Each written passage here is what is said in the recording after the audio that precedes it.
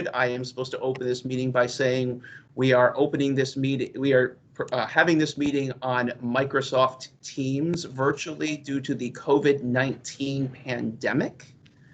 My name is Josh Fulb, and I am the chair of ACTC. Do you want me to call the roll, or can we just take it from the download? Why don't you just do a quick roll call just so everybody knows who's on? Okay.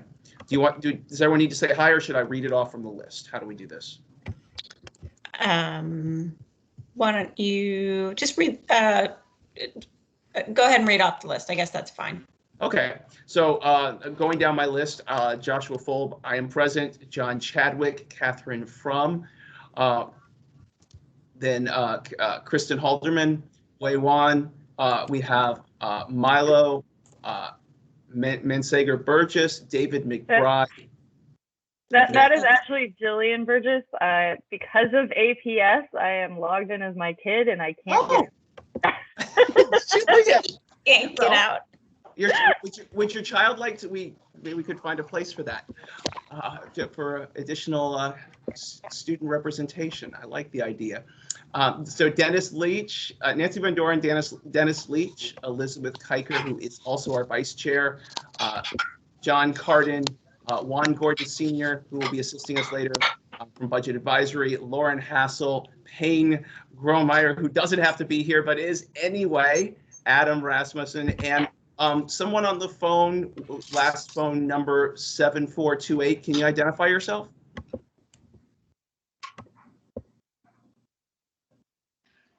You may have muted yourself.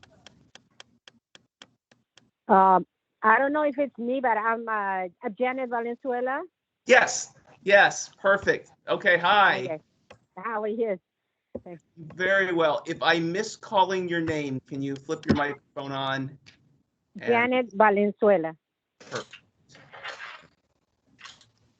All right. Well, that is, I believe I've captured everyone on the list. So thank you all for being here. I sent out the minutes. So if I could get a motion to accept the minutes. So moved. Okay. So I had Elizabeth Kiker with the first, and who was that with the second? John Carden. John Carden. Okay. Any discussion on this? If you do happen to find any changes later, you could send them either to myself or directly to Kristen. All in favor of them. If you can put up your thumb to say yes, or if you can put in the chat a yes, or if you can't do either one of those things, just a visual thumbs up would be fabulous. And then we can move on from there. Awesome. It looks like we have sufficient numbers to do that. So thank you all. Okay, so next up, we have Safe Routes to School Walktober results. I love that. Lauren, what you got for us? Okay, guys. Well, I'm so excited to be like the headline here. We have, so Walktober, as you might have guessed, was October, and it was the replacement for Walk and Bike to School Day, Walk, Bike, and Roll to School Day this year.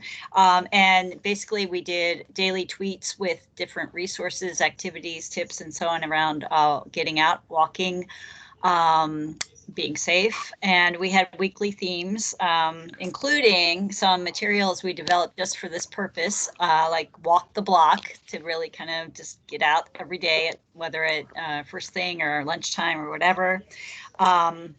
Evaluating one's walk, the sidewalk audit that we developed specifically for this month, and hopefully will continue to be promoted through other means throughout the year. So individual students can kind of decide whether their route is one that they find acceptable and submit information on their sidewalk in front of their home to hopefully help the county at some point. Mapping their own route. So we developed a couple different resources for them to decide what is good and not so good about their route and get ready and practice for going back to school. And then our final week was about safety, which the whole month is really pedestrian safety month, but in relation to Halloween and daylight saving and so on and so forth. So yeah, and so we captured all the tweets on our webpage.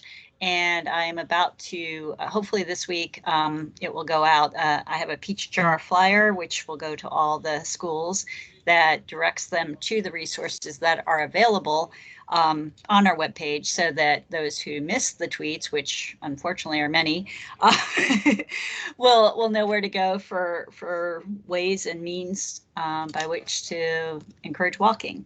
And then we also have some walking school bus resources coming. We're kind of waiting on a couple of fine points regarding just kind of protocol and guidance and so on before we put those up. But I've been trying to customize like nationally available, regionally available resources for walking school buses for APS and for COVID. So that's kind of, they're almost there. Let's see. Other than that, we also have a VDOT, which is, our grant funder, has asked that we send out a parent survey, which I've tweeted a couple of times. It's just really about how people are adapting to COVID. And since we're not actually really going to school yet, it's more of a hypothetical, but there's a $25 gift card drawing for those who respond. So I've been tweeting that out, and I will put the link in our chat box here and see if anyone wants to share it within their own networks. And last but not least, Jillian can attest to the fact that we set up a traffic garden, a temporary traffic garden at the Women's Club on Buchanan Street on Saturday morning, thanks to Phoenix Bikes and a lot of different helpers, everyone from Jillian and Bike Arlington and Finola Quinn, who's the queen of the traffic garden. And that is now a resource for kids to get out and bike during this time when there might not be as much going on physically in their classroom experience or their academic experience. So it's a great new community resource, and it's getting a lot of buzz. So so that's my story, and I'm sticking with it. Any questions? I was able to stop by the traffic garden too, and it's really awesome. That's right. That's right. You were there too. Yeah, it was a great group that turned out on Saturday morning, and it was perfect weather, and it came together very, in really about 3.5 hours. Pretty impressive. Definitely replicable around the county. Jillian? Yeah, I was just going to say huge thanks to Lauren for her efforts to get this off the ground in reality. And I've spread the word around. Please also help spread the word around to your network. This is, a great thing to do when you just want to get outside and give the kids a place to go. But also, if you have other ideas for where a traffic garden might work and where would be helpful, please let us know. Both related to schools, there might be an opportunity to have some Safe Routes to Schools money to install these in some schools, but also on other lands, there might be other money to put in traffic gardens. And I think I'm okay to say that there might even be an effort within Arlington County to build a permanent traffic garden somewhere, but we're looking for a location. So if you have any ideas on location, please let me know, let Lauren know. There's a million ways to provide us that feedback. Cool. Well, thank you guys for that. Let's see here. I just lost the thing that I was looking for with the agenda. Just a moment. Here we go. And so thank you. Any other questions for Lauren? Okay. Seeing none, is Christine with us to do Vision Zero? No, Christine is right now giving the same Vision Zero updates to the Pedestrian Advisory Committee. Okay. So you got the Team B, which is myself here. Okay. Is this when you need to present something? Yes, I Okay. will share my screen. Just give me a sec.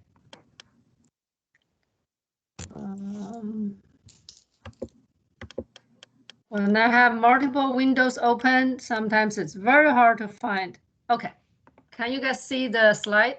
It's coming up right now. Yep, there it is, Vision Zero. Okay.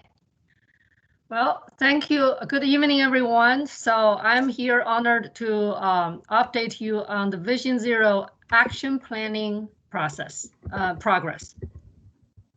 And so I'm going to cover the Vision Zero action plan timeline and the current progress, and also going to talk about the draft action planning effort, and to show you sort of the major categories of the items in the action plan, the current draft. And I'm going to touch on what are the next steps. This is a quick reminder of where we have been and how we come here. So this whole process officially started from when the county board adopted the resolution. That is, last summer. And we have gone through 2 stages of public outreach. I like to use the public outreach as a way to measure our progress. So we have totally planned for 3 public outreach, and we just completed the second one. Unfortunately, the second one is a virtual one. The online survey and feedback has closed by end of October. And we are right here, if you can see my cursor move, and we're getting close to finalizing the draft action plan. And then, of course, we will bring those draft plans to the public again. In the draft action plan, we categorize, the planning items into 5 big categories. One is the overarching policy. Another one is data and evaluation. I will get into the details of each one, process, organization, engagement, partnerships. If these terms don't make sense to you, don't worry. We're going to get into the detail. I just want to re-emphasize and remind all of us, Vision Zero is about changing the way that we do things, changing the way we conduct our, we plan, we design, and we implement our projects, also changing behavior in the street. So this means there's a lot more collaboration, there are reporting, and shifting the way we operate day to day. Vision Zero, I like to say it, the action plan is not a T&O plan. It's not a transportation plan. It's not just a county departments and county staff plan. Vision Zero is a community plan for the entire Arlington. And that is our vision for Vision Zero. I want to highlight 2 of the program fundamentals. The first one is about equity. So in our action plan, we are going to put effort into designate equity emphasis areas in Arlington. We're going to try to prioritize, set up the structure to prioritize investments and engagement in equity emphasis areas. We also want to establish a dedicated funding source for safety projects and programs. And we also are looking for designated Vision Zero program staff. Right now, we are using our T&O, design engineers and planners to do the Vision Zero action plan. But in order for this program to be successful, we're looking for more stable support into this area. Now, let me get into the next category, which is data and evaluation. You probably have heard of us mentioning about data, about analysis a lot. Sometimes maybe you feel tired about it. But I want to sort of emphasize on the importance of these to the overall success of Vision Zero. We are looking to improve crash data reporting processes and quality. We are looking to evaluate supporting data sources such as citations, speeds, travel behavior, land use. These information are available, but they have been available in a more discrete manner. So in the past, we have used some of these data here and there, but not in an organized way or structured way.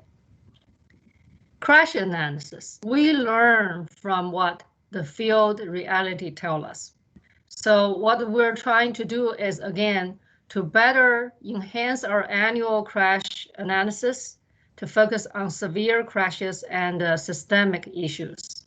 To respond, we also look to respond to severe crashes quickly through interdisciplinary analysis. The difference between these two bullets is, one is if there is a trend, if there is a systemic issue, we want to be able to locate that and deal with it proactively. However, that doesn't prevent us from doing reactive action if there is action that we can take.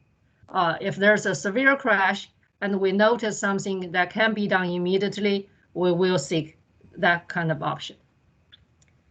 Now, progress reporting.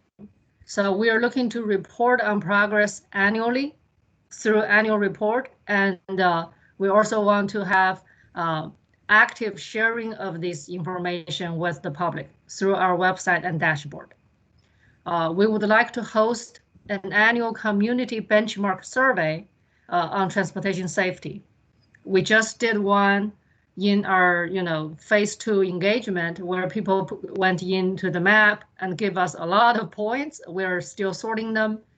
And we want to see annually with Vision Zero activity, we want to see if we can see improvements, if we can see a trend, or maybe we can identify new things that's popping. We also want to conduct before and after studies to inform future decisions. And I think the before and after studies are especially critical to the newer creative countermeasures that we implement in the field. The next category is about process and organization. So you can see this one expanding from planning through design implementation and all the way goes to operations and maintenance. This is again re-emphasizing on Vision Zero is not just for 1 or 2 projects or for P&O to do immediate improvements. Vision Zero, we're looking to expand the emphasis on safety from planning to maintenance.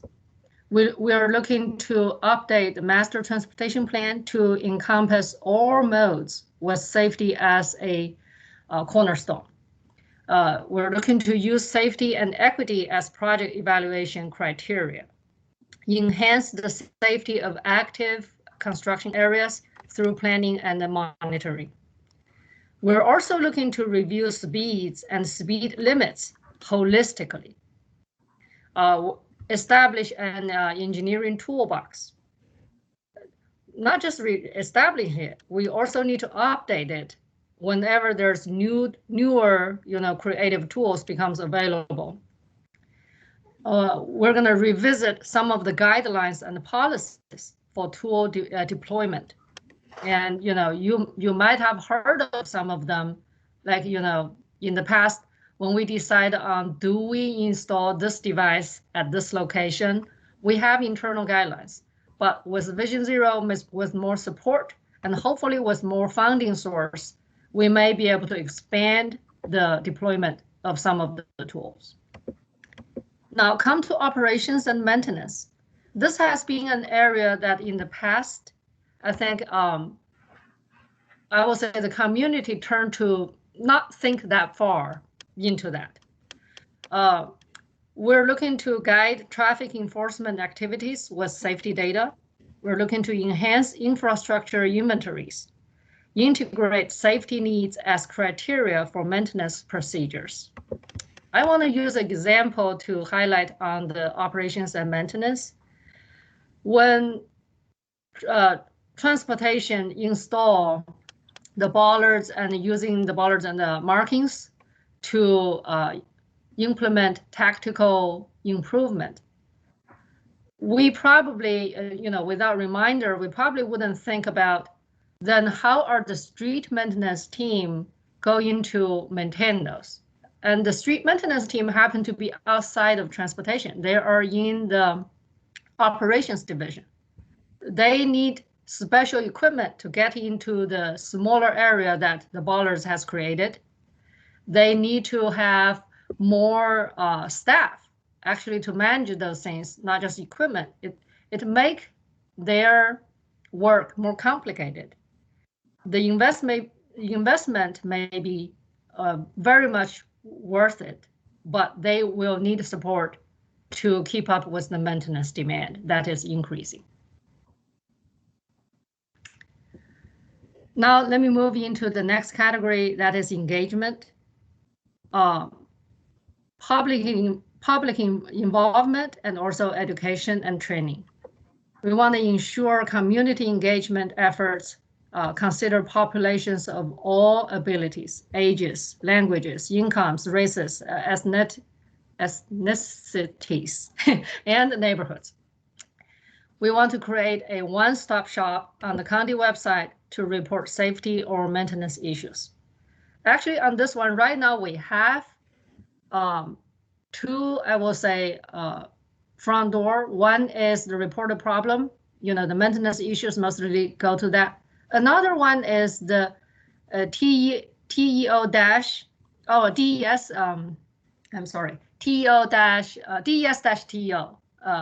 email account. And some of you may remember the abbreviation of C3, Customer Care and Communications. However, I have to emphasize, C3 is just a TENO contact. There are many safety-related requests and issues that are beyond TENO. So we are looking to see if we can help consolidate some of these reporting process to have a one-stop shop. We also look to broaden communication of transportation safety programs and projects. Education and training. I'm so glad I heard, I'm sorry I didn't visit, but I'm so glad I heard about the garden, Laura, say that again. Traffic garden. Okay.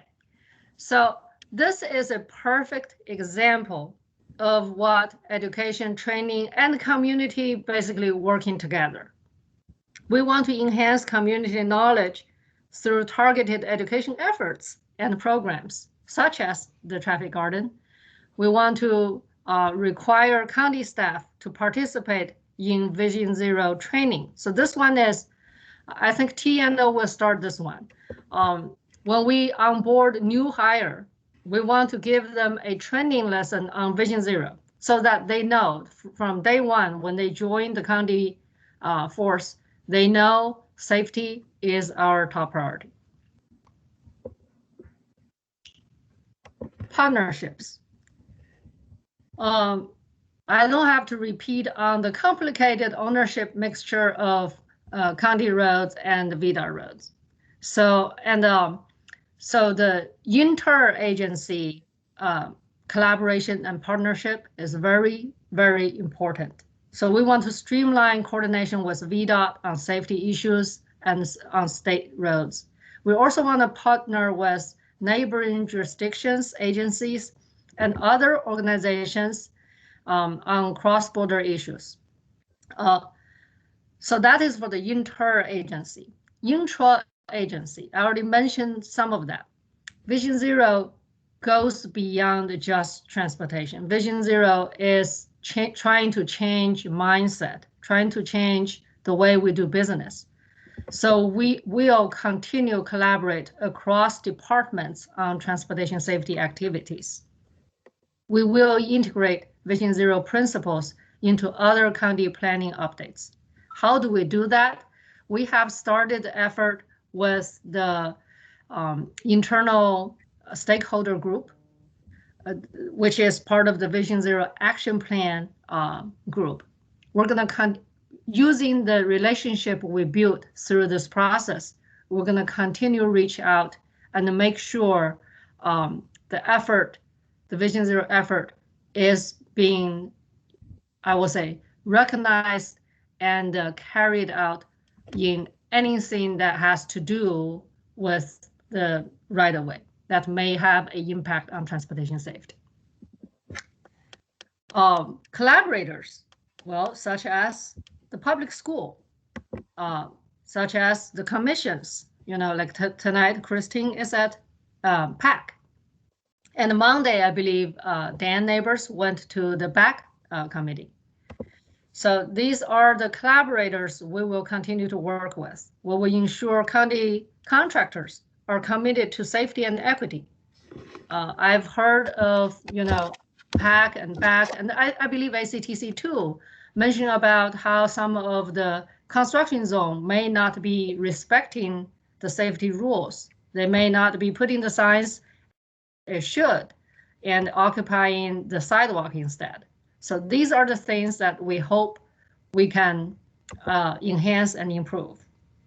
We also want to coordinate on safety policies and operations with transportation service companies, such as the Uber and Lyft, we call them, TNCs, and the scooter companies, because they all have a piece in our road and they all impact transportation safety.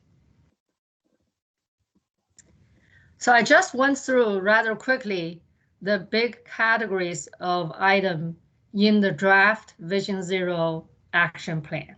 We're still finalizing that action plan, and our next steps are we want to adjust and prioritize the actions using input from the phase 2 public engagement, which we just closed on October 30th. And we want to also go to the external stakeholder group. I know many of you in this meeting are part of that group as well. In November, we're going to share with you our draft action plans for your feedback. We also are gathering feedback from county staff through the interdepartmental stakeholder group. So these things are ongoing. Our target, we want to finalize the action list by end of 2020 calendar year. And then we want to, in that action plan, we want to include responsibilities, timelines, and reporting metrics for each of the action items. And after that, of course, we were gonna go out and outreach, engage the larger community again. So these are the sort of what we listed here are the foreseeable future. And again, to emphasize on our timeline, let me go back to that roadmap. We're looking for a May adoption, May 2021 adoption for the actual Vision Zero action plan. This is my presentation, and if you have any questions, I cannot see hands raised, so now I'm gonna switch back to the teams and see if there are questions. So Jillian has put in the chat some stuff that you probably want to copy and paste in, but let me summarize it for the for those who may watch the meeting later and don't have the benefit of the chat. When they talk about enforcement, talking about the idea, the double-edged sword with underrepresented populations, that the areas they live in may need more enforcement, but ensuring that they're not receiving the brunt of the enforcement actions like tickets and stuff like that, that it's spread out among needing more education, if you will. On data analysis, Jillian asked about the ideas of, are we looking at not just data within Arlington, but other areas that are doing Vision Zero, both in Arlington and in the region. The example she gives is crashes involving SUVs. We may not have as many of these high-speed crashes because of just the nature of our roads, but it's something to look at. On education, she points out that the Missing Middle study has done an excellent job at getting out the word on their projects, and maybe Vision Zero staff could use some of what they have done. And the idea with contractors, does Vision Zero not just work with their own people, but work with those in the county who are contractors to the county and contractors to the school to understand what Vision Zero is and how that works? So those were different thoughts that came in from Jillian. For everyone else, if you have a question, either raise your hand. If you don't have the raise hand option, turn on your camera. You also are welcome to email Wei and Christine. You see her email is there as well. Josh, I got a comment. Okay, please. Okay, my comment is, first of all, I'd like to thank Wei and the staff for the hard work they put into this. I think, this is really important, and it's really great to see this adopted by the board about a year and a half ago. I think they've got a, really good program here. I think it's important that we hit the ground running with it. And I think one part is really the education is so important, to reach out to people and because the community is really our eyes and ears on a lot of this. It's not only the employees and that sort of thing, people in the program, but it's people out there in the field, at the schools, throughout the community. So I think it's really important that the hotline email be put into place early and really announced to the community. So if they see a problem, they can report it. In my experience, and I know Nancy's had experience with this too, as all of you had, but for instance, I'll just give an example. A safety situation we've seen for a while is at the corner of North 4th Street and Washington Boulevard. The beer truck often shows up at the 7-Eleven during rush hour and when kids are going to school. And the beer truck parks very carefully so it doesn't block the driveway into the 7-Eleven. But what it does is it completely obstructs the crosswalk for people crossing Washington Boulevard, which really makes it dangerous. So the only recourse we have at this point is to call it into the police so they can send somebody over there and get it moved. But it's those sorts of systemic problems that need to be taken care of promptly, but not just for one incident, but in the future. And that is working with the businesses, whoever it is that's doing that sort of thing. We've also seen a big problem in the neighborhood areas with contractors who come in, they're building houses or they're doing other things. And just one example in Lion Village was we had an intersection where they were building two houses. The contractors would show up early in the morning. They'd park very close to the intersection, obstructing vision. And catty corner to that house was a bus drop off and pickup, which was serviced a lot of kids. And so we had to work very hard with the police and also with the construction inspectors who we happen to know and could get it done, but to get this resolved. But for the average person that sees a situation like this and doesn't know who to call, if there's some kind of email that's really responsive or hotline, so that when you see a safety situation like that, you can get it reported and it will be responded to right away. So I think education is important here, but also response. So I was also glad to see that Wei's talking about, there'll be additional staffing for this. But I think in each community in each area of Arlington and in the schools, there can be safety or Vision Zero committees that can focus on, talk about what are some of the problems we're seeing around our school or around our community, and then bubble those back to staff. So those are my thoughts. John, thank you for your thoughts. I just want to make a minor correction. We are seeking to have designated staff managing the program. It's until the board approves that, it's not a done deal. Okay. I'll note something Nancy put in the chat, that John, did continuously take on those traffic complaints, and something that's probably hold on 1 minute, bro. That's one of the things that I think comes with this is also in the larger conversation about what do we do when we have a problem in a town and we're left with just calling the police. It'd be nice to see Vision Zero staff as an option to call for these kinds of situations rather than somebody with a weapon. So I think it's got some very definite appeal to it. I see another hand from Jillian, and then after that we are going to have to move along after this. If you have more ideas after Jillian's comment, if you'll put them in the chat, or you can email to csbaker@arlingtonva.us. You can also message it to me or Kristen. So Jillian? Yeah, I just wanted, and this goes back to the same thing, on the over-policing point, it's not just that the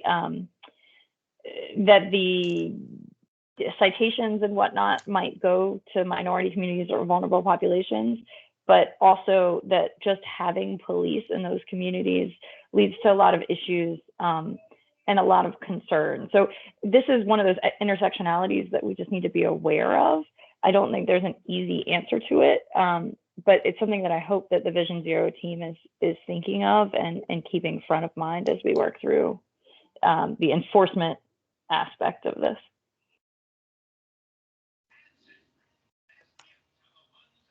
So thank you, Jillian. Yeah, it definitely is a lot of things that come together with this.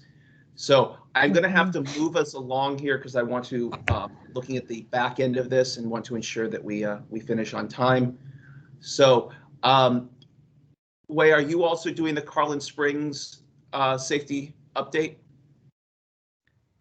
Yes, I can. I just want to ask, is that for South Carlin Spring? Well, we were actually, I know the concern with as kids come back to Kenmore, it's, Yeah. what are the options, or what's going on with it on Carlin Springs, both north and south? Okay. I think there's one item at least we have double checked and confirmed, that is Carlin Springs is signed as the $200 additional fine zone.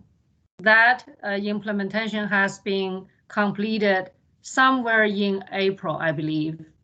So that is one thing. I know the concern about the sidewalk being too narrow and the traffic speed being high. That has been a constant issue. Unfortunately, I don't have a ready to offer solution for that. And because of, all the reasons that we have discussed over and over again, we did, I think it's somewhere on South Carlin Springs, I think it's between 8th Street and 8th Road. We have installed the first, I will say, 2-stage crossing with flashing beacon in the county. The idea of the 2-stage crossing is because it's 4-lane with high speed, with large volume of vehicle, it may not be realistic for you to push a button and to have all the vehicles all stop, especially if they haven't seen you cross to their span of traffic. So what we're doing is when you push the button, you actually you get the flasher, stop the vehicles on one direction, you cross to the median, and then you can push another set of buttons so that it gives the pedestrian a little bit flexibility of crossing, more opportunity to have an actual, stop and yield right-of-way condition. It also will not have somebody trapped in the median. If you happen to not be able to cross in one shot, in the median, you can still initiate the button for the other span. So these are the improvements that we have done. And I know there had been projects in front of Campbell. The sidewalk projects has been completed. So these are the improvements that we have already done. And we are not currently, I know the idea of can we take out 1 lane for the for South Carolina Springs, like, to sort of virtually widen the sidewalk with the kind of volume that is still a difficult scenario. So we have not moved to that direction. And I can take questions from this point. Yeah, I have a comment on that. I know you pointed out the crossing line on 8 between 8 Road, right? It's far up, from Kenmore, because kids start walking to Kenmore basically from 7 Road down all the way to Kenmore, Carlin Springs, and Campbell.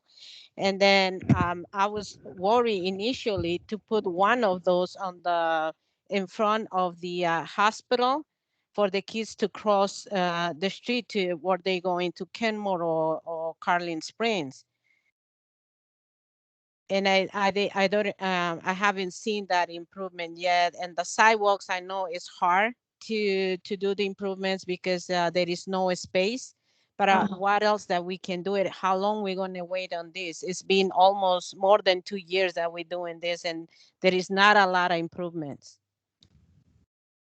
Yeah, I will say any project for, even the potential of seeking to widen that sidewalk will have to be a very large scale capital project. So what we have done, what transportation has done, is we have putting this location and South Carolina Springs sort of into the to be considered list.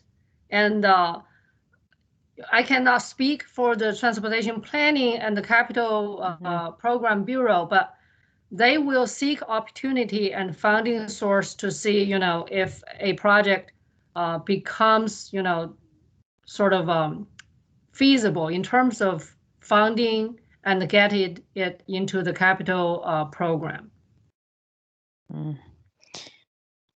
Yeah, I think the county should be looking into this. It's a priority and for me because a lot of kids are walking and they don't have buses. And then in the mornings, the rush hour. So all of that, it's, calling to soon to be a bigger problem because we have more kids in school. When they start going to or opening the schools, it will be a problem like every year, but this year we'll have more students. So I think if the county can consider one more time to try to have this as a priority or have more funds for this. Yes, noted. I will say your concern is very much noted, and we know about it. And there are multiple locations and problems. When we receive, excuse me, when we receive the community feedback and we investigate and we realize, yes, there is room for improvement, but it's going to be a large project. It's not like something we can do in the next few months. What we do is we always put that in the list. We convey that idea to the groups that may have opportunity to plan a project. And I see Dennis has his hands up. Dennis may be able to provide, Sure. additional. So I would mention one thing that still has not been implemented, which is we have fully designed and funded the reconstruction of the signalized intersections on South Carlin Springs. I believe it's at least 2, and those have gotten held up through protracted negotiations on easements, as I recall. But essentially, when we rebuild a signal, we rebuild all the sidewalks and approaches to the signal. So I know some of the signals that are closest to Kenmore were funded, fully designed, and just awaiting, I think, correct me if I'm wrong, waiting final easements before we can actually go into construction. Yes, Dennis, we have 3 signals along South Carolina Springs fully designed. And we may have to actually juggle some of the construction to see if we can have one of them maybe move a little faster. And yes, the PAC is being held back by easement. Let me work in here, Dave McBride and then Jillian, and then maybe that'll give way and Dennis a chance to like comment on all of the suggestions in one shot here. So Dave, go ahead. So I don't know if you can hear me. My laptop's acting a little funny. You're good. Okay. So just an observation, and I don't want to sound overly critical, but I do live in the county and I drive, up and down Carlin Springs to go to work. And I'm driving down North George Mason by Lacey Woods, and they've installed a very nice, like, wide sidewalk down George Mason with these pretty high, nice curbs. And it just struck me as funny because I don't think there's a lot of pedestrian traffic unless they're parking to walk over to Metro or walk, farther into like Ballston area. But up and down Carlin Springs right now, it doesn't look like there's a lot of foot traffic because kids are, they're at home. But once we come back with 1,000 kids and not having the bus, the buses are going to be limited and not having the art bus, there are going to be a lot of kids on those sidewalks. And it was just interesting that George Mason had a pretty nice substantial enhancement. But what struck me was just like, well, why can't we have that on Carlin Springs? Because that's where a lot of kids are going to be walking. I have noticed that the traffic is a lot better because of people teleworking. There was construction up and down Carlin Springs at times where there was just one lane, and right now it seems more like more of what I remember growing up here as a kid, where it wasn't constantly cars flying up and down the road. But that that's around the corner once we reopen. So my observation, for what it's worth, is I'm driving around Lacey Woods. I see that they put in a nice double, not double wide, but a pretty wide sidewalk. I'm thinking, well, this would be great along Carlin Springs. It would probably take a foot and a half of somebody's property. And we're going to have a lot of pedestrian traffic when we come back because we aren't going to have the buses. Yeah, I can, David, I can speak to that. This is Dennis Leach. That was negotiated as part of the redevelopment of that specific site at Washington Boulevard and George Mason. And so we had to get land from that developer. And so that's how we got that extra width at those intersection of two arterials. We would love for extra right of way on Carlin Springs. The challenge we have is, in most cases, the right of way line is the back of the sidewalk. And a lot of the houses on Carlin Springs are very close to the sidewalk as well. So it's a challenging corridor from a right-of-way standpoint. But that's the specific response on Lacey Woods. It was negotiated as part of the redevelopment of that corner. Thank you. Jillian, then Nancy. Thank you. Yeah, so to piggyback on that, I was wondering whether they've done traffic counts during the pandemic on Carlin Springs, and whether this would not, this might be an opportunity to do something temporary or tactical urbanism or whatever you want to call it, but something for the pandemic time, because we're seeing lower traffic counts to give more space for pedestrians in this area. So let me get, before Dennis and Wei respond to that, let me get Nancy's in, then we can comment on both of those together. Nancy, what did you want to say? I wrote it in the chat, but I am piggybacking on what Jeanette and Jillian have said. I just can't help but wonder, like the Parkway or Rock Creek Parkway, the way it goes a different direction the complete road does it, but I've often wondered if Carlin Springs might, if there are 4 lanes, if one lane either way at a different time of day could be dedicated to biking or walking, and if it might be a great time to just try that, given that the traffic is lessened. And I'm quite concerned because we simply aren't going to be able to transport as many kids on the buses in this time, and I know that art buses will not be able to either. So the likelihood that we're going to have a lot of kids on the streets. And, kids are kids. And that description of going halfway across the street and then pushing another button, if you had 15 kids walking up the street doing that, I'm concerned about that. So I just put it out there because, there's some lemonade we can make out of this pandemic. And I'm wondering if any thought, we don't know when the kids are all coming back, but if any thought might be given to that, it seems like it might be something we could consider. So I'm just throwing that out there because I hear David McBride talking about his concerns, Jeanette, and, I knew Jillian, thank you for bringing that up. And so there you go. So, Dennis and White, do you have any thoughts on that? I can offer one sort of data point is we did not count the Carlin Springs traffic volume during the pandemic. We did have, monitored sort of other roads where we have a continuous counter station. We did monitor the traffic volume fluctuations throughout the pandemic. So overall, we are not seeing the peak period behavior as significant as the pre-pandemic traffic. On weekdays, the overall volume is right now stable at around 75% of the total daily volume as we've seen before. And on weekend days, it's about the same level. So that is basically the traffic pattern that's out there. I don't recall the specific number, but I know South Carlin Springs has been carrying a significant amount of traffic.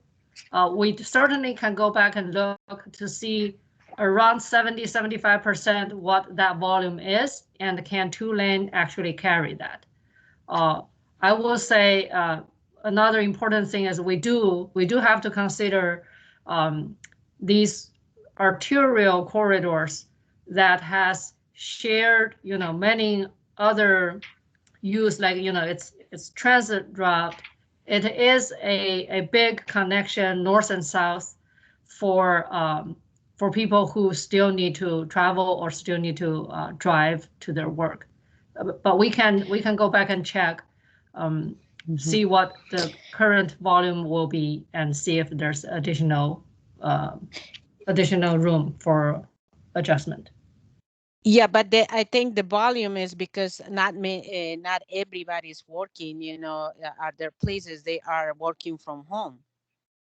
But it will be different once everything is, we go back to, in quote, normal. But then I think Nancy suggested, suggestion that we can try it at least to see what other things that we can do to help the kids when they're walking to school. Try to close one lane or do something else. We need to be thinking about these kids that are walking to school. So this is a great discussion. I think we need to continue having it. I think hopefully, Wei, you've gotten maybe some ideas to go see if there's some possibilities there. I don't know, but look, we do need to move on to the next parts here, because we're gonna have to squeeze the last things. And I have someone with me with us, our liaison to the Budget Advisory Council, Juan Gordon Sr. So he very much wants to hear these things to take back to his group with the ideas of budget. So Juan, thank you for joining us.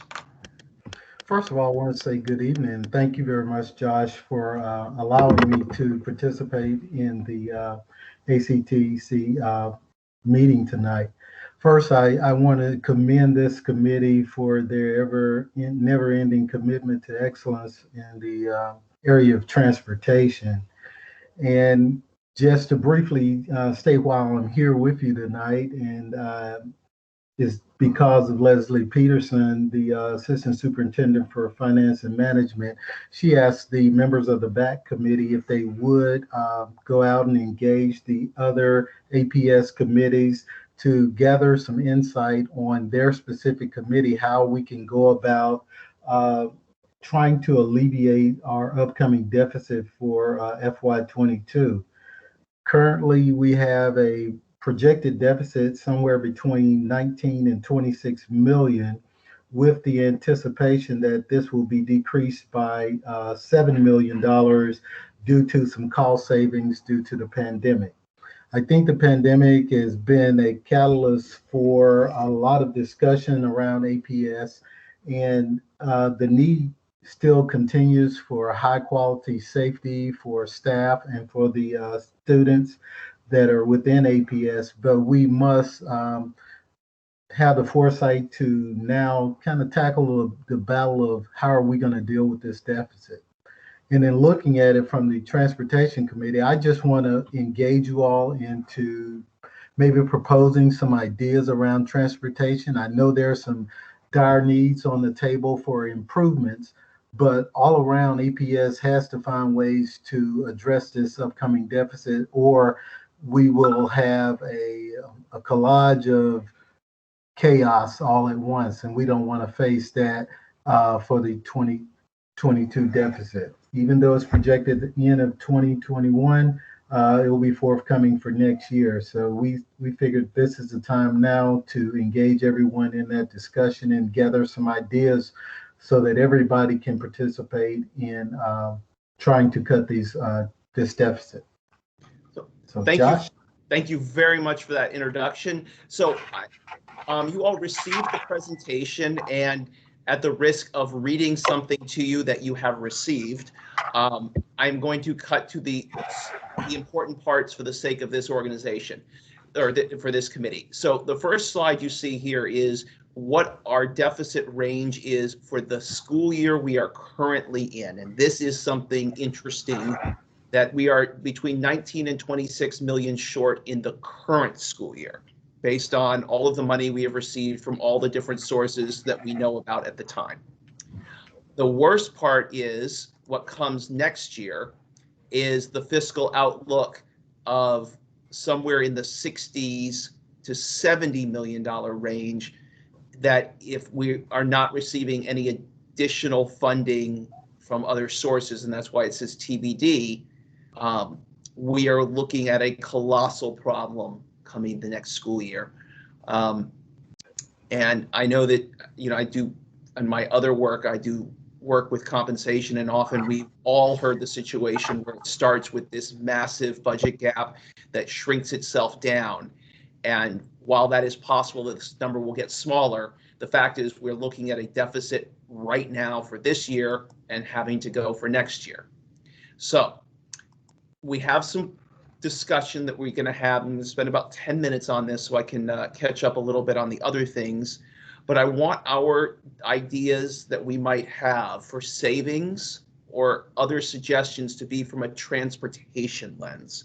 If you have ideas outside of ACTC, I am sure school board members would love to hear them. Of course, the engage and in sending things to engage at APSVA, but I really do want to keep ours focused on school things. So there are some guiding questions, and I'm going to shorten them down, and maybe I'm going to call them priorities as the first question. And all these can be summarized with, are there things, if we have money, that we need to focus on? And these were questions they gave us, they gave to all of the groups. So if you sit on multiple committees, you may have seen this, but I want to focus on just the top question. What priorities should we focus on for 22? And then the other question that I'd like us to focus on is, are there things that we could say could be reduced, or efficiencies that we see that we could offer to Juan and the school board, Juan to take back to BAC for Budget Advisory Council for their report, and things that we could also offer the executive leadership team and the school board for savings. So, Josh, I wanted to also interject one thing. Sure. I do not want the committee to take things off of the table that, they foresee as dire needs. However, if there are things that are within the list of items that you want to address that you feel could be postponed a year, that would be a consideration also as a suggestion. I just wanted to kind of put that out there. Perfect. So no one would think we're trying to take things off of the table. So how we'll do this is I'll take hands. If you can't raise a hand, if you'll turn on your camera or put in the chat that you want to speak, and then I'll put about 10 minutes of discussion to this, and then we'll move to the next thing. So Jillian, you're up first. Great, thank you. And thank you so much for being here. I know budget discussions are so important and so tough right now, as someone who sits on the budget committee for the county. So I think one important thing to remember is that transportation, and particularly transportation planning, has really been under-resourced in APS for years. And I think we're just getting to the point where we weren't under-resourced. And so the idea of cuts is really tough to think about.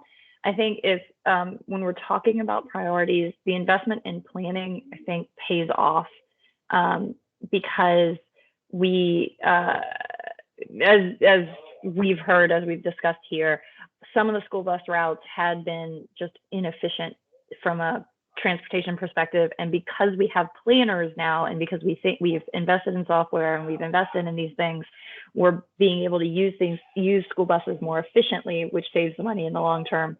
And we're doing things like introducing the hub stop system. So we've made those investments. They are paying off. I don't think we should cut them. There's also some investments we haven't made yet that would be very valuable right now. For example, we've discussed before having a system to alert parents when the school bus is coming. Whenever we get to hybrid, there's going to be a lot of uncertainty as to the exact timing of buses when they show up at the stop. And if we had a system like that in place, it would be really, really valuable. I know that has been delayed and we don't have that yet, but if there's any way to get that, I'm sure just from a quality of life perspective, a lot of parents would really, really benefit from that. And the other efficiency that we've talked about a lot, and I don't think we've completely achieved, is in transportation for special education students, for students with disabilities.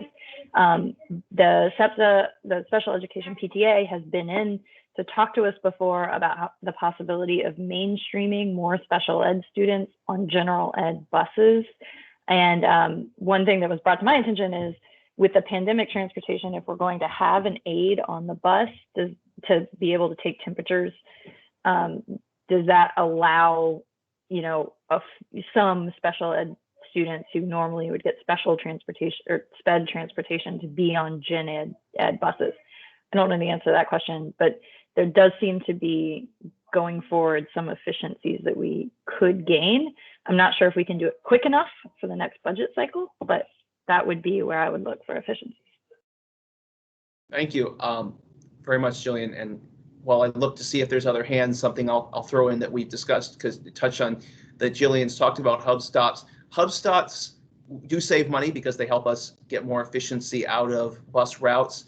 And maybe something that we could put on there is having school board and ELT being willing to take the heat to say we are going to push harder into hub stops, knowing that it does save money. And I think that's definitely something this committee has talked about a lot over the past, at least 2 years now. Because school buses, especially the fewer school buses we can get around a building, school buses are far more efficient than cars for bringing people to school. So the more we can go with the school buses, the better we're doing. So I'm going to look through my list to see if I see any more hands. Thank you, Nancy, for the support on hub stops. And I do not see any hands. I do not see any other cameras. If I have missed you, can you just say your name real quick? I will come back to you. If you don't think of things right now, feel free to, you hang up from this meeting and you're like, oh, I wish I had said this. Oh, do please email me and I will get this to the appropriate places. Kristen? Nope, sorry. I'm trying to put the other one down. Oh, okay. Jillian, are you good, or did you have one more? There's one thing, and this might be actually more for our county friends, but that I meant to say, the pandemic gives us this big opportunity in transportation because we've all broken our habits, right? We're not going to school like we used to go to school, but eventually we will get back to that. But we won't have the habit of having gone to school every day. And habit is one of the biggest headwinds in changing transportation behavior. So we have this great opportunity, and I have to commend APS staff and county staff working together to find solutions that will get more people walking and biking to school, and getting to school awake in a way that doesn't impact APS's budget. So I hope that those efforts will continue, that will take advantage of this one little bright spot of the pandemic to change as much behavior as possible. And to the extent that we do need to make changes to enable people to walk and bike, fixing intersections, painting crosswalks, putting in curb cuts, that sort of thing, that is not a budget that gets cut. In other words, that we still have the money to enable people to walk and bike, because even though that's not going to directly impact the county's budget, the more people that walk and bike, the more money the school system saves. And it's all the same pot of money, really, at the end of the day. So Jillian has set me up beautifully going into the next two things, and you'll actually, Jillian, like the last item. So I want to go into return to school. And one of the things we talk about, this planning together thing, that there was a project for return to school, and maybe Kristen, you're going to be talking about this, at South Scott Street and South 12th. That was a neighborhood conservation project that actually wound up being neighborhood conservation, water, sewer, streets, and the schools working together to get a project started sooner that actually will allow us to eliminate 2 school buses on the south side of town, now that a new road has opened up behind the Trove at the Wellington. So Kristen, take it away here on returning to school on a bus, walking, and the MOT plans. Okay, thanks. I am going to share screen. All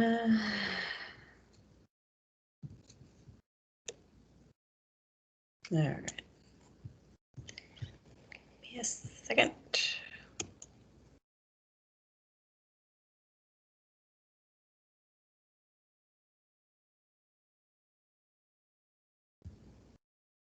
All right. So, yes, Josh, you stole my thunder, but that's okay. We'll get there. Yeah, so just kind of wanted to give an update on where we are with our return to school planning. And as I think everyone knows, we have, in fact, returned some students to school today.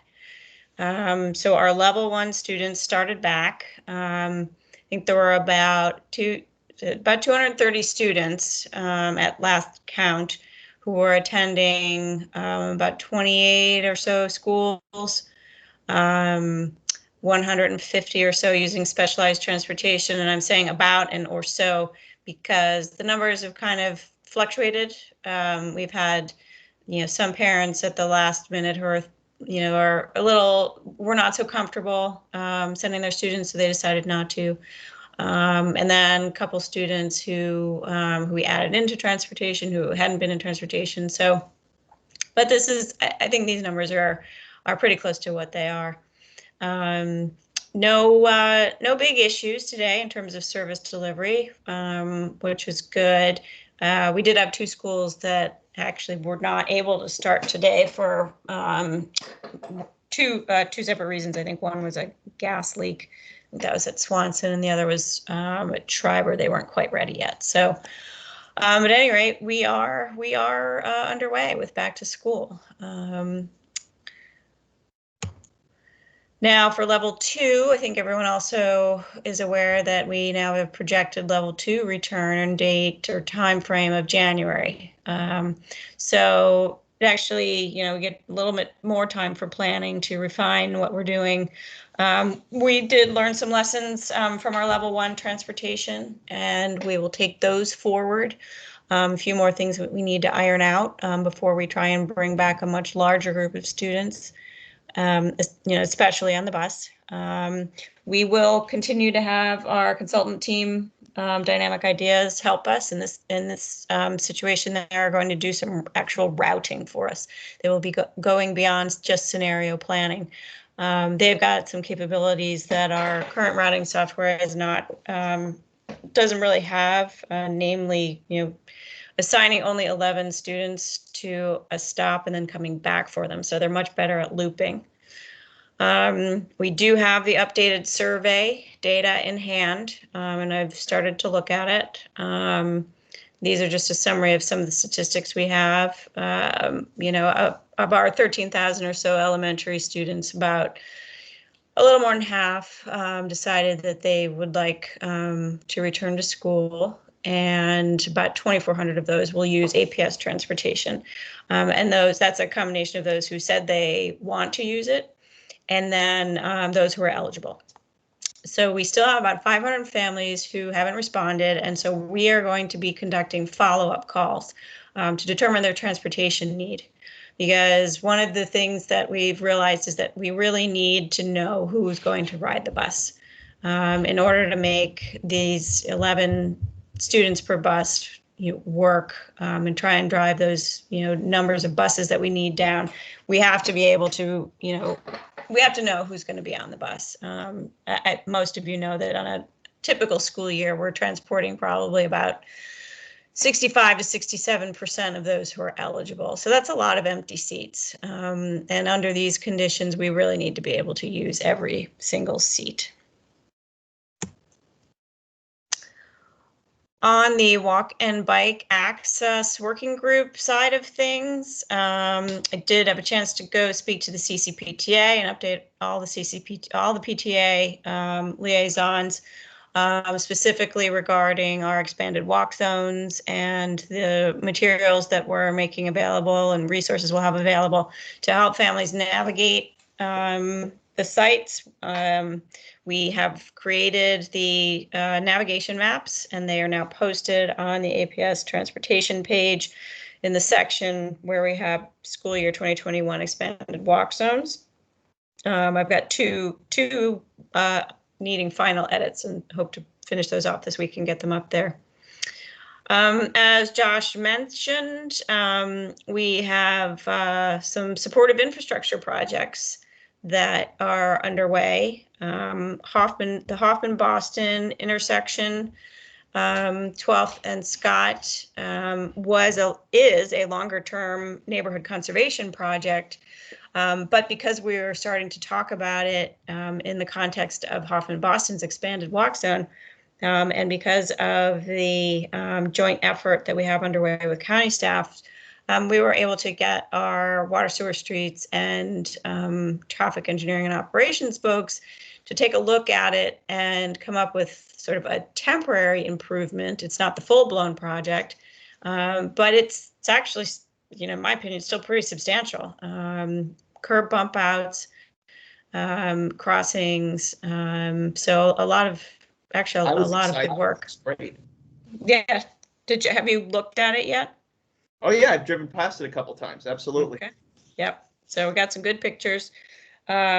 And so that'll be in place, which will be great. And that will help kids that have been typically on the bus from over near South Courthouse Road. They'll have a nice walk through the brand new road with a brand new intersection crossing. It's narrowing the street and making a somewhat unpleasant area, especially if you're waiting for a bus, because we've got middle school and high school kids that wait for buses there. It's expanded the area where they can wait, and again, sort of next down the road to slow things down. The other supportive project we have is for Taylor Elementary and their expanded walk zone. One of the direct routes to the school that we would recommend is along Lorckham, but there's this missing sidewalk link. And so what county staff is going to come in and do is there's a parking lane there right next to the bike lane. So for under the COVID situation, we're not able to put down a new sidewalk right now. It's a longer term project, but we're going to cordon off that section of Lorcum and create a temporary walkway in the parking lane. That will occur closer to when we open. We'll be notifying. There's probably about 7 homes that are on the hill above the walkway that we'll notify about the parking.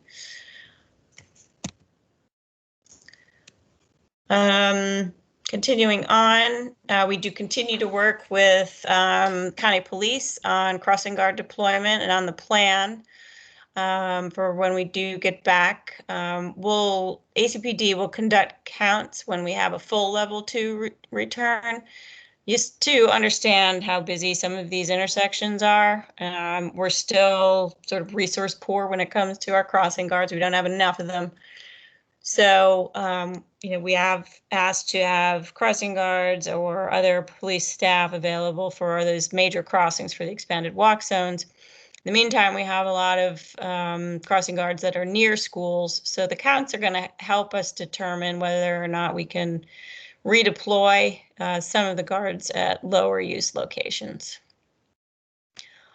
We continue to work on walking school bus and bike train materials. Lauren and the Walk Bike Arlington team have been, creating the resources. I think we talked about them last time. We are reaching out to other schools with no walk expansions to get them, start thinking about walking school buses and bike trains. But we do know, we've said that, for students who arrive at school, we've said that we need them to have a parent with them, because if they do not pass the screening, then we have to send them home. So we realize that that's an issue with walking school buses and bike trains, because it is one parent taking many children. So we are, we want to be helpful in that regard. We want to make it easy for parents. So I think, maybe when we get to the end of, I've got a couple more slides, we can talk about, this policy and sort of what ideas you all might have to make that happen. The Park and Walk Working Group, we completed a review of all of our elementary schools just last week. For some schools are actually opting to use their car rider lines for the screening location. So they'll screen at the end of the line, and that way the parent is right there with the child. So when the child hopefully passes the screening, the child will then be sent to their appropriate door, and then the parent can leave. If the schools have staff and thermometers to do it, they may have multiple screeners there. Some schools who have more constrained space are going to use the park and walk model. And we do have county staff has graciously been working on some temporary signage for us to have posted around the schools. And this is an example of one of them that will go up as we get closer to our opening date. But sort of setting aside areas for school park and walk, and also for school staff in those places where staff parks on the street. We have identified some off-site and off-site private lots that are included in our plans. Some of our schools have relationships with, some of them are with churches nearby, like Campbell has a relationship with the Greenbrier Church, Oak Ridge with the Lutheran Church over on Arlington Ridge. So those will become sort of overflow places for parents to park if needed. We are completing our final drafts on these and summarizing all of the county-led needs that we've identified, whether it's temporary signage or some additional cones or barrels. So we'll have that plan ready to execute when needed. Our principals will do a final review of the plans that we discussed together, and we'll use that for level 2 return to school planning and communications. Oh, okay, and I think that was all I had on return to school, so happy to take some questions. I see there are some hands. So let's see here. We got Jillian and Juan. So Jillian, if you don't mind, let's let our guests go first, Juan and then Jillian. Thank you, Jillian, for allowing me to ask my question first. I just wanted to know, because I don't know, when students get on the bus in the morning, will they be screened at that particular point? Yes, so the plan is that there will be an attendant on every bus, and the attendant will do the screening at the bus stop. Thank you. Mm-hmm. Jillian? Yeah, so thank you very much for all this work. This is awesome, and I am so excited that Arlington DES is using some street space to allow people to walk during the pandemic. I think this is the first time just for walking, not related to a TOSA, that Arlington has done that. So that's great. Very happy to join the other jurisdictions around the country doing that. But on the topic of sort of generally, I hope we continue to be guided by the evolving science here and look at best practices across the country. It looks like there's in many other places, and not just the country, across the world, in many other places in the US and in Europe, you're seeing people have more bodies on buses than the Arlington limits, and there haven't been outbreaks linked to that. So I know everyone wants to be conservative here and everybody wants to be safe, but as we have experience with this, I hope that we will look, and if the 11 student limit, if there's other places that are doing more than 12 students on a bus safely, maybe we can look at them and raise that limit if it's called for. And also with the rule about parent drop-off, so looking around the country, that's not something that's recommended. It's not recommended by the CDC. It's not in the Virginia guidelines. And there really aren't any other public school systems doing that. It's certainly a best practice, and APS needs to think through what happens if a student does fail the health screening. But it seems like APS is being more conservative than is warranted, and more conservative than anyone else, in having a policy that requires parents to drop kids off. It raises the question of what happens if a kid shows up alone. Are they going to turn them away just because they're alone? Or are they going to call CPS on the parents or something? That seems very extreme. And then finally, I hope we're still thinking through incentives here. If it's much easier to drop a kid off by car, you're going to have more kids dropped off by car.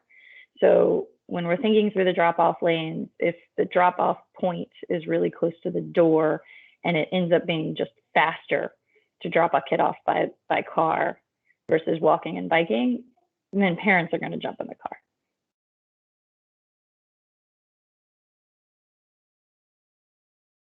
Yeah, I think, one of the reasons some of the schools have decided to use their car line is because, well, there's a couple reasons, but not one of them is that there is a door near the car line. And so the student can be screened and immediately be sent in. It's one of the conversations that we've had, with the schools is, all right, what doors are you going to use for your screening? So we've been trying to identify, all right, where do most of our walkers come from? How do we deal with the car riders? What is our bus door? Because the bus students will already be screened.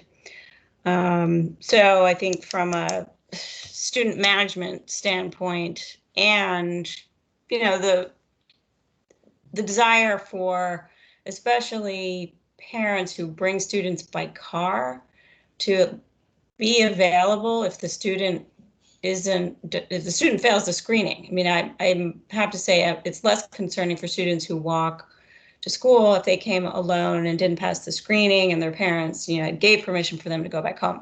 They essentially have a way back home. They came by foot, they can go by foot. But if a parent dropped off a student, the student didn't pass the screening and the parent had left, the parent will either be immediately called back, or the student is just sort of, we have to figure out what to do with the student, because the student would not be coming into the building.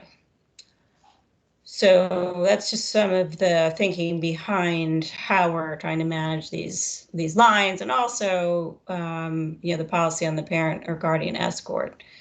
I think there's just concern that once the student gets to the school, if they come alone and they pass the screening, it's usually older children, for fourth and fifth, right? They would know the answers to the screening questions, and should they have to go back home, they could go back home. But I think we just want to be sure that there's sort of a chain of custody, if you will, for those students. I guess there's a question, because people are reading this as every student in the school system, pre-K through 12th, is going to be required to be accompanied by an adult. And which begs the question of, or what? But are you saying that that's not actually the policy?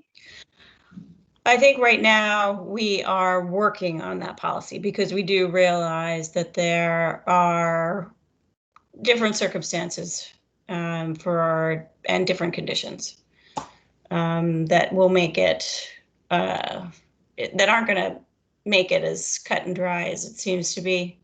And, we know that kids will come alone. We want walking school buses and bike trains. And we also, we realize that older kids often come on foot as well. So I think there's multiple levels to this, and we're working through it so that we can have something in place by the time we get back.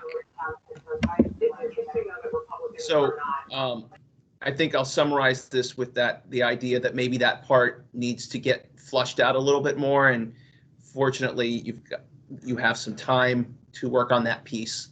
So it's something to go back, and then perhaps by January, maybe we will have some thoughts. I think I've heard Fairfax is 23 on the bus, and I think that might be a little less comfortable in terms of spacing. So perhaps we'll know more in January. Maybe we'll be in a different situation in January. Any other thoughts from this? Is that the end of this particular presentation, Kristen? It is. It Okay. is. And to the last conversation point about the parent escort to school, if committee members have thoughts on how we can manage our way through that, what does that look like?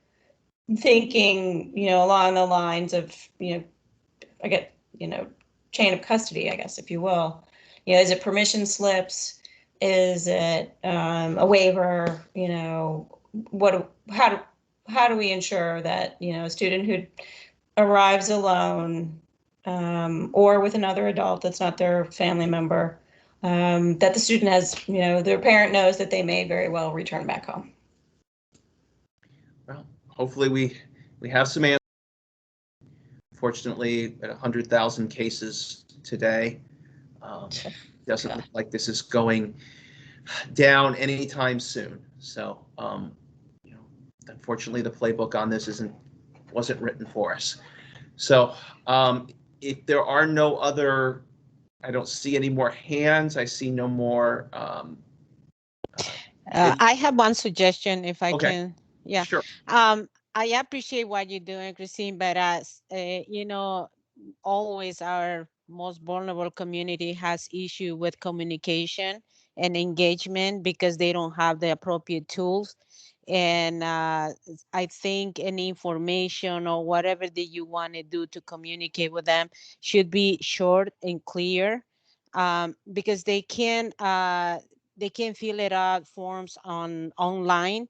They were not ready, as nobody were ready for this pandemic, and especially the families that they don't have the knowledge of internet usage or any fancy stuff like cell phones too they can use, but it's only to the minimum. That's one thing that is worrying me a lot, because they've been missing a lot of things, even if I try to send everything on my WhatsApp groups, but they can't do it on their own. And sometimes they said, I feel frustrated and I can't do it, and they don't do it. So I will appreciate what you said before, that you guys going to contact families that they not return their choice yet. So, and any other type of communication should be short and direct to the point. Thank you.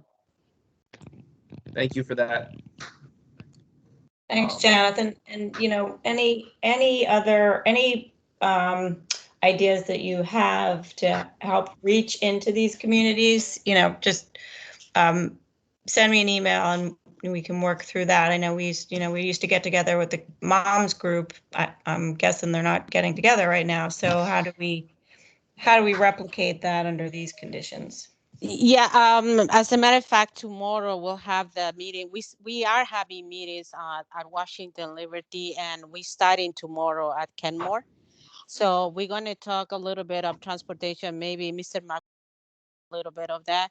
So we are trying again to get together and not to have to lose the contact with them. And they are also want to see other people. So we're trying tomorrow, and we can mention this. Thank you. Okay. Well, thank you. If you come up with any other thoughts on that, of course, email Kristen or email me, and I will get it over to her. So that brings us to, so Kristen and I were talking, and the idea of calling it Better Know an Intersection. Are there intersections in Arlington? The answer to this question, of course, is yes. That if improvements were done, would turn it from a bus has to go across this intersection to the example I give, if it instead it was 8 lanes meeting 6 lanes, that it was a hiking trail meeting a dirt road. Well, of course, the kids would walk across that.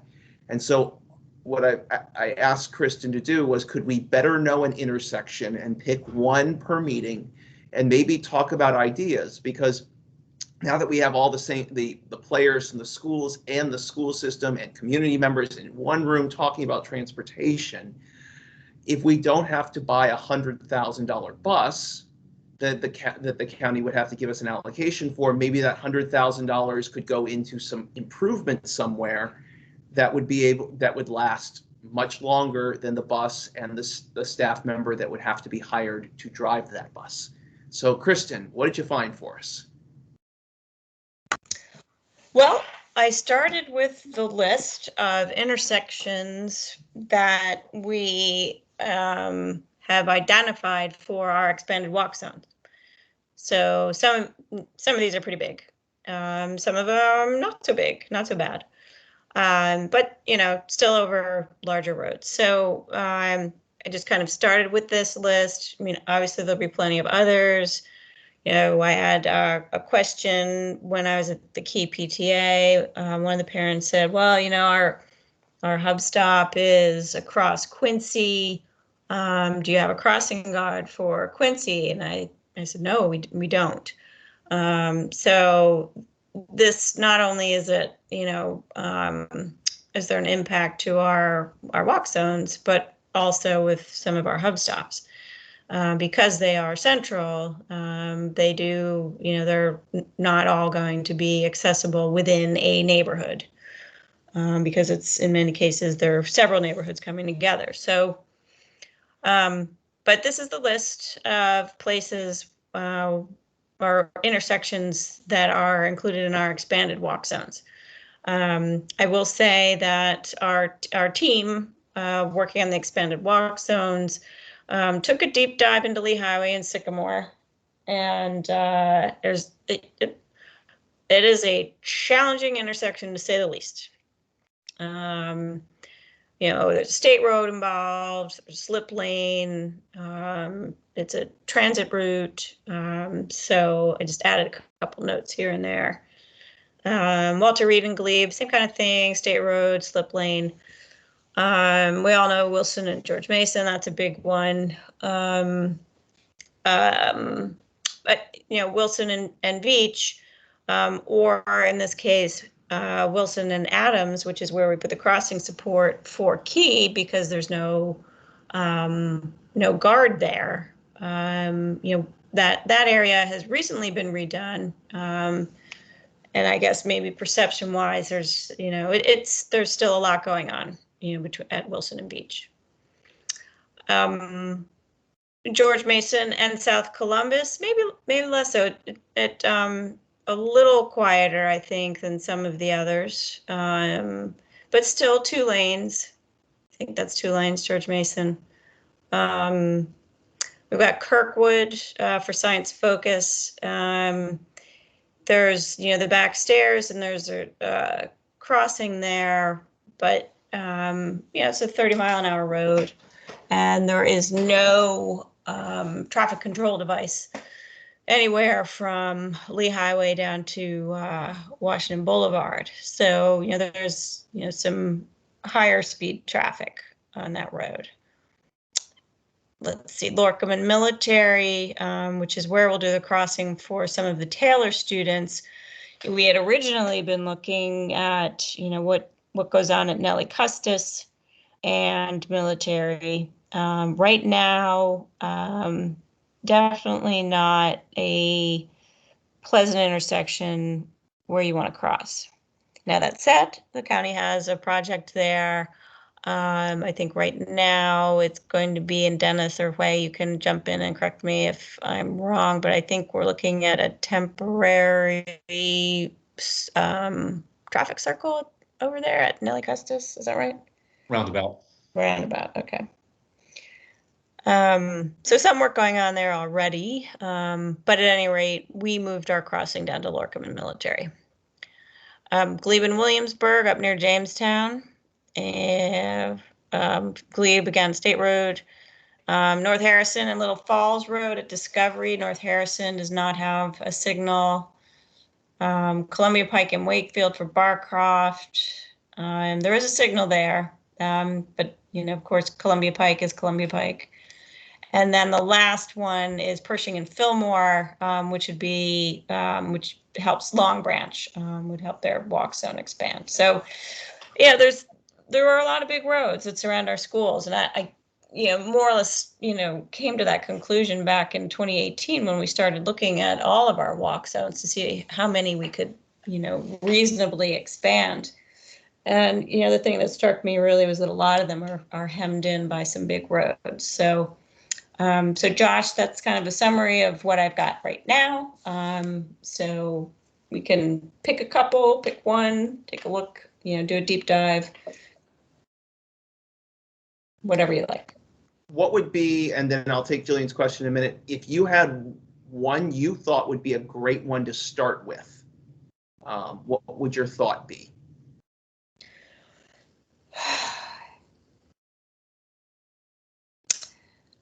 I might want to look at the Lorcam and Military area. I mean, there's a lot of Taylor. So Taylor has a really big boundary, which means that it's got buses that have to go kind of far. But there's, a good deal of students in the surrounding areas, and it'd be great to kind of look at that one and that whole area to see if we couldn't grab some more students, or include more in the walk zone, because I think it's an area that's kind of ripe for it. Cool. All right, so we have 3 hands up. So if nothing else, we'll talk about Lorcam and Military. I hope is not. I don't intend on this to be a one-night conversation. I really do hope that over the course of our meetings, we pick some intersections, talk about them, and see where the opportunities are. So let me go in this order. Adam, Elizabeth, Jillian, and then we'll see who pops up after that. So Adam. Great. So I wanted to talk just a little about Pershing and Fillmore. So the county just did a big improvement project along Pershing Drive, and several intersections, they have narrowed the distance between the sidewalks on the street there, and put in brand new walk strips and everything else like that. So I don't know if Pershing and Fillmore would be a top priority at this point, because I think there's a lot going on there in terms of improvements that I don't necessarily think that's an area where we need to spend time on. Okay, thank you. Let's go to Elizabeth. Sorry, just a generic comment here. I really love this discussion and the ideas that are generated. And I think, Josh, I'm really glad you asked for it.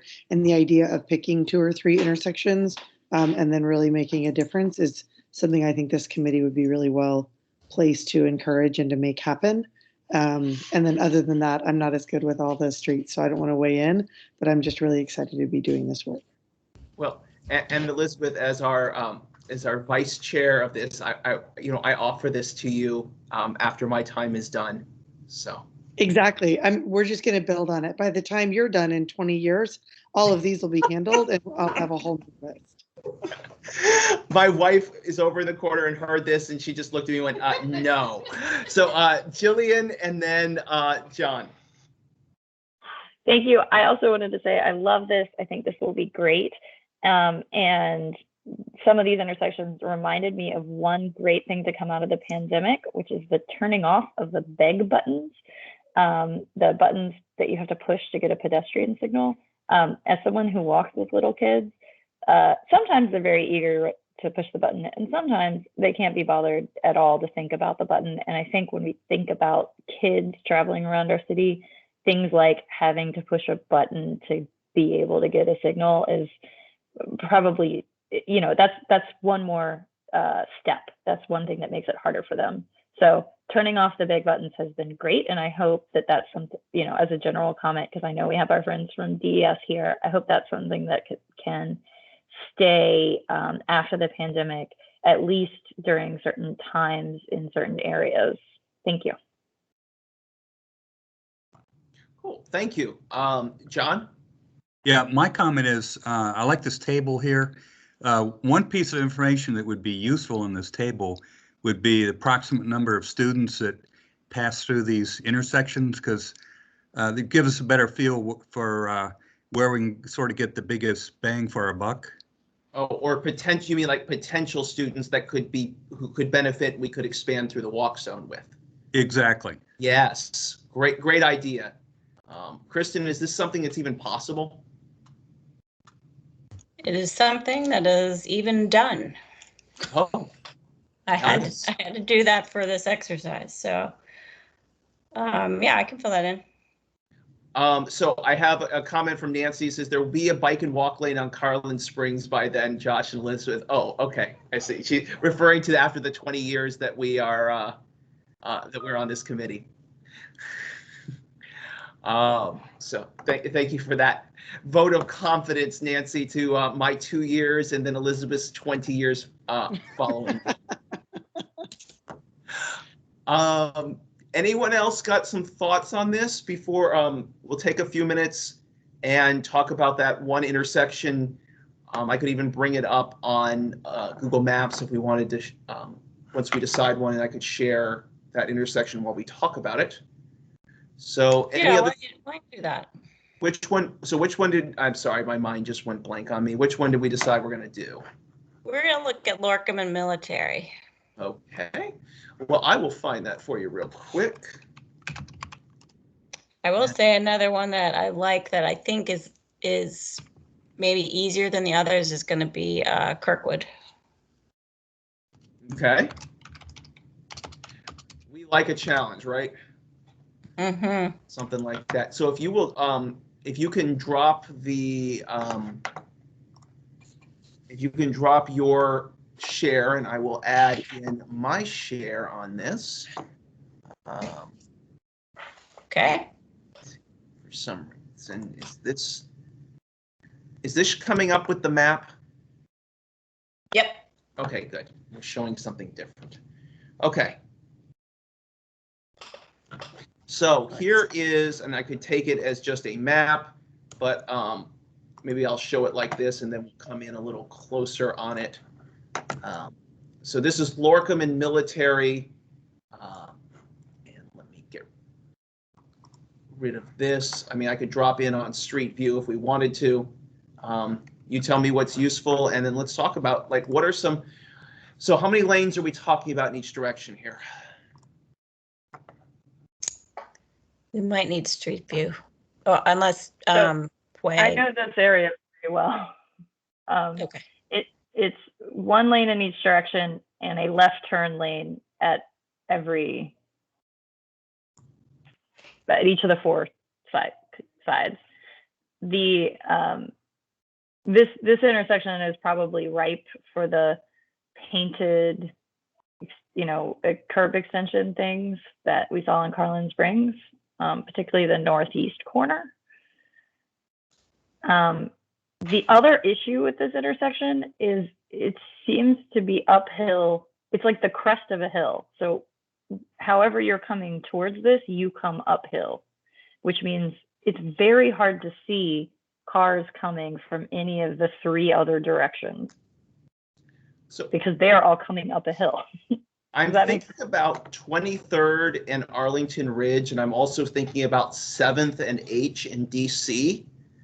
Could this turn into something? Is it possible for this intersection that it's when the lights are green that there's no crossings, and then it turn into like that Barnes dance where you can cross corners or catty corner? Is that something we could do there? I think the other issue is that I think this intersection is oddly triggered. So it seems like it's a very short light that's always red as you're pulling up to it and always turns green immediately. I don't know if DES knows what the timing of the signals are, but I think that the signal timing is it's just strange. And I do have to say that we can't put Wei and Dennis too much on the spot on this, as we just picked this intersection. So I like that congressional candidate that was asked for the break-even cost of a bushel of soybeans. I don't feel like I can make Wei stand too much on the spot on this. That was Joni Ernst, and she won in Iowa, so you know. Oh, okay. There it is. Even after fumbling it. She did fumble it, but you know. It's $10, we all by the way. occasionally, I guess. Why do you need to know the price in Iowa? Yeah, I mean, if Wei or Dennis, just as you hear things, if there are applications that you think could work to make these a little more friendly. What it looks like right now, there's maybe this was just paved or something, because I don't even see any striping on it. Looks like Google Maps took an odd time for it. Yeah, this snapshot seems to be in the middle of a paving. I wish I could recall the signal timing, but I can't. So I'm taking notes. I'm taking notes of all of your comments. What I can do is I can go back and ask the team to look at the signal timing. Someone mentioned about the length of the green for the minor roads.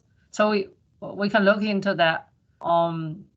Just continue having your, I think you're having a great discussion here. Continue having it. I'm taking notes. And then maybe, is there a possibility, Wei, that maybe not at all times, but at school times, that we do the situation where the lights would go red in all directions and that everyone could cross in any direction to make it more efficient and safer, since no cars would be moving? I'm inclined to say, I think if you do Barnes dance, I don't think you can actually do it for just a period of time and other period of time return it to a different operation. Okay. Two challenges. One is there could be some operational challenges in terms of the signal controller setting up. Another thing is that actually could be a safety issue, because you are constantly challenging the users, the driver's expectation. And I don't know if you have seen, I have seen many times, people assume once the other direction is going, I'm going. The other day I watched a car just went into the intersection because he assumed he will have green, when actually it's giving the other direction left turn. So when you violate their expectation, it could actually become a more dangerous condition. But I will double check on things with my signal, controller specialist, and see if that is even a feasible setup. and maybe this is the format for this, that we pick an intersection, we talk about ideas, you go back, and then at the next meeting, you let us know what possibilities came up for that intersection, and then we choose a new intersection to talk about. Maybe that becomes the cycle for the last few minutes of this meeting. Are there other thoughts on this? So also looking at the curb cuts, all 4 of the corners have serious issues with their curb cuts. The northwest corner, the curb cut is apparently a driveway.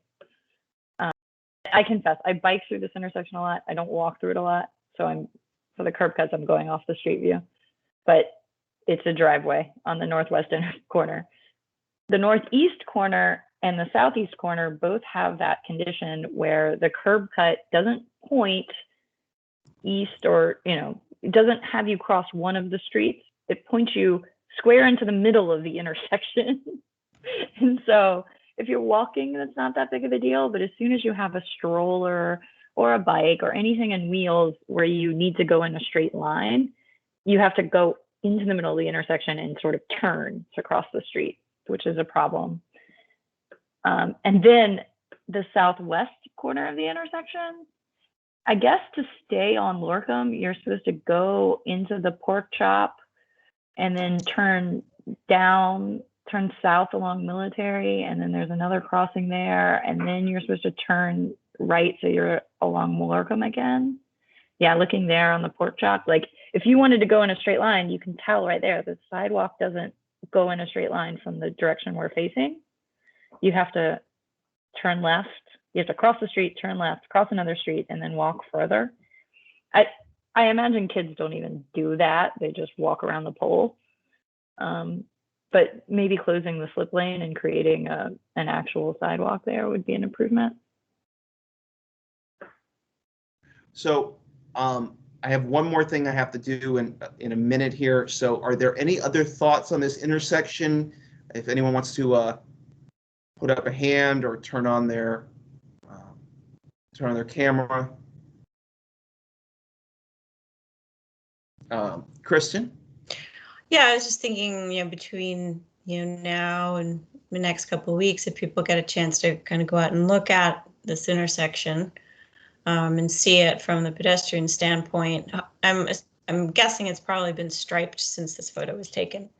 But just sounds like, Jillian, you're very familiar with it. But for those of us who aren't up there terribly often and tend to see it more from Google Maps, it might be a good idea to just kind of go take a look, and then if you have any additional ideas, send them back. Kristen, I do have a question. So the conversation we are having here, is this targeting the school reopening, or is this targeting a long-term solution?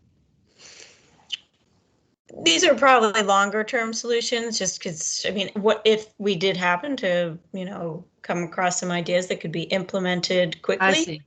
That'd be great. But some of the stuff that may come up might be a little longer term. For example, removing a slip lane. Okay, great. Well, thank you for clarifying that. I am taking note, like I said, the same thing, similar to South Carolina Springs. This intersection, there are obvious problems. And so what I'm doing is I'm collecting notes. I'm also trying to, I will take this back to the team. So what we do is we're going to probably come up with sort of a list of potentials, things that need to be improved. And these will be fed into the process of county basically coming up with its capital plan.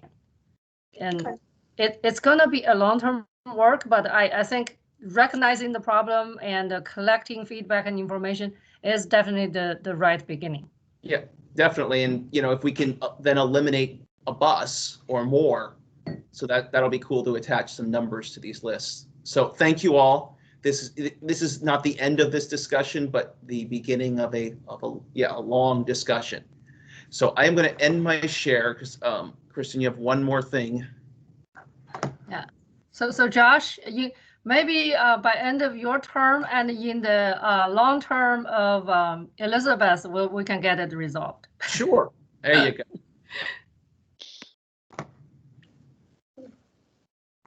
Okay.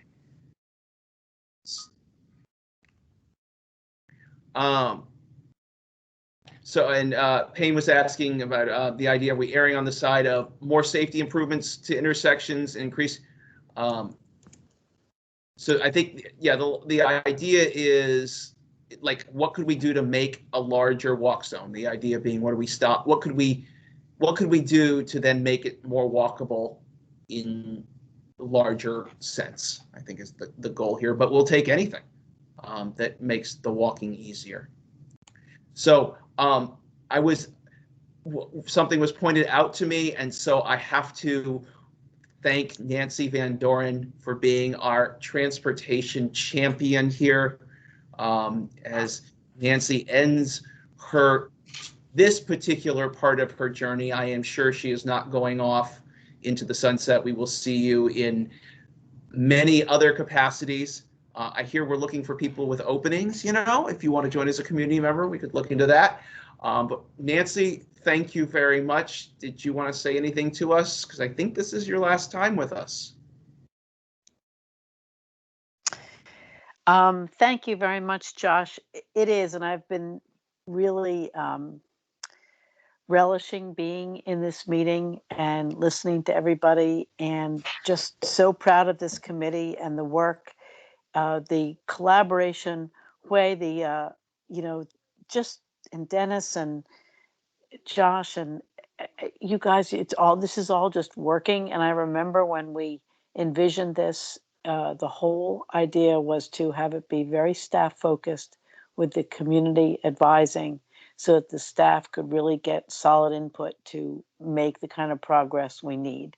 So this has been probably one of the highlights of my work on the school board. So thank you all. And I know that you're going to get a great rep next. I don't know who that will be, but I just love this committee, and you've been doing great work. So keep going, just keep going. And thank you.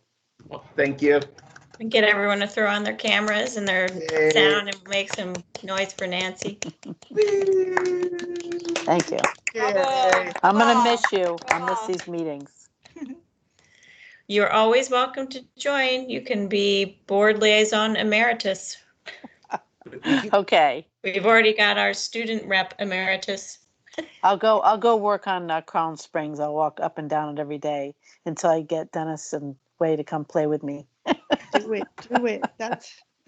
Do it. It's the best way to spend your time. Well, so I thank everyone.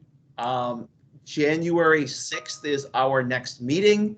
And we'll have, maybe Payne will rejoin us, and Nancy will just miss it so much she'll want to come back. And I thank you all I give you back 30 seconds with a motion to adjourn. All right. So moved. All right, thank you, John. And I wish you all a good night. Good night. Good night. Thank Good you. night. Good night. Thank you, everyone. Thank you, Nancy. Hey, Thank you, thanks, Nancy. Nancy. Yes, thank you. See you, Payne. All right, and Kristen, yeah, you should be able to just go into that chat and then do a copy paste from the main frame. All right, I'm going to stop recording now. Okay. All right, well, that was great. So thank you all. And